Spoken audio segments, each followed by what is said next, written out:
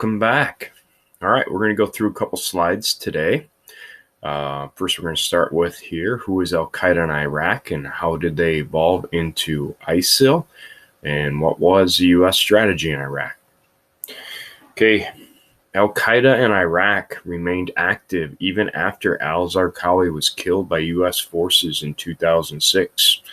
U.S. Air Force dropped two 500-pound bombs on a safe house near Bakuba. Hence the little intro video that I gave you there. Then Special Forces operators went in. They pulled his body from the wreckage, and then he was positively identified through DNA analysis. The organization is certainly severely weakened in 2007. Some Sunni tribes paid by the U.S. began to form militias known as awakening councils to expel al-Qaeda in Iraq from their territories. Their biggest problem, these Sunni tribes were getting sick and tired of all of the foreigners coming in and joining al-Qaeda in Iraq. Even though they're fellow Sunnis, they were not Iraqis. And the Iraqis were tired of their country being used as a war zone and trying to push other people's agendas. They wanted some peace and some security to come back. And so many of these awakening councils were really former Saddam Fedayeen that just decided they had had enough, and they were willing to help the Americans to start to get rid of these cells. And that is pretty successful for a time being. Many of these groups had previously participated in the insurgency. Like I said, probably Saddam Fedayeen. They were alienated by al-Qaeda in Iraq's often brutal treatment of civilians, as well as its efforts to replace local tribal power structures with an al-Qaeda governed state. And so what you should start to see forming here is the very beginning of ISIS, okay, when al-Qaeda attempting to govern territory. And like I said, many of these people were foreigners. They were not all Iraqi Sunnis. They were Sunnis coming from Syria and many other countries as well. And that was something that the Iraqis just didn't like. An increasingly successful effort by the United States and Iraqi forces to kill al-Qaeda in Iraq leaders greatly diminished the organization's power. The wide-scale use of drone attacks, trying to isolate and identify leaders within al-Qaeda of Iraq and then take them out.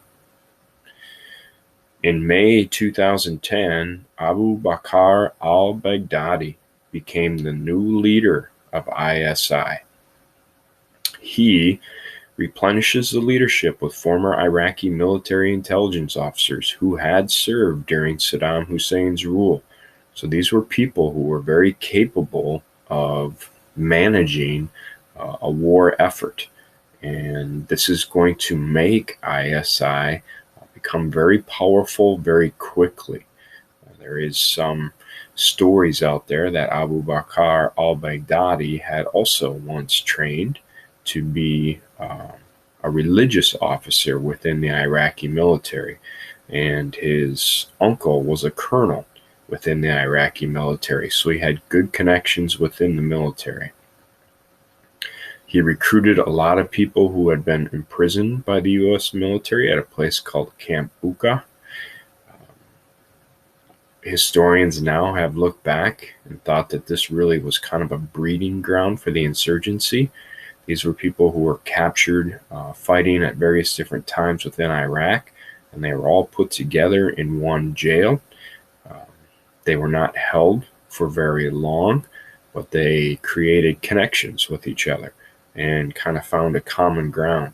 And that common ground was to create the Islamic State of Iraq, or ISI, which, as we know, will eventually evolve into ISIS or ISIL. ISI regained control of most of the Anbar province. The three biggest cities are Fallujah, Ramadi, and Mosul. and some of the heaviest fighting that has ever happened in U.S. Marine Corps history took place in the city of Fallujah, which we had talked about previously. And one of the quiz questions we had is what had happened to the contractors that had basically taken a wrong turn in Fallujah, and they were killed by insurgents, and then their bodies were burned and hung from a bridge, which prompted the United States to send in Marines to try to get rid of all of the insurgents within the city, and turned into a tremendously big situation of urban combat, which also brought in Chris Kyle as he did Overwatch, or sniper duty essentially, in the city of Fallujah as the Marines cleared the city.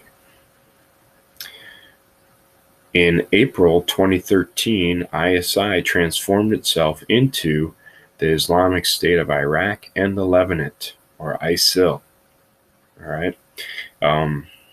The American media named it ISIS because they just didn't think most people knew where the Lebanon was. And the Lebanon really is parts of Syria, Israel, Jordan, Iraq, maybe even a small sliver of Turkey as well.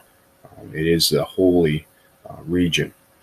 And so we just renamed it Syria because the vast majority of it was in Syria. And so that's why you'll see it labeled as ISIS or ISIL. Al-Baghdadi announced that the al-Nusra Front was established, financed, and supported by ISI. The al-Nusra is al-Qaeda fighting in the Syrian civil war. They were now combining to form ISIL. And so these are basically the old remnants of al-Qaeda. And after about an 8-month power struggle in February of 2014, al-Qaeda publicly disavowed any relations with ISIL. They will formally shut it off, which means no funding from al-Qaeda. But by that stage of the game, ISIL was already collecting taxes in certain parts and had created a fairly substantial, what they called a caliphate, or a religious region in which the leaders of ISIL were in charge, and it was run by the process of Sharia law. And in that case, if you were not a Sunni Muslim, you were their enemy. Okay, that's as far as we're going to go for right now.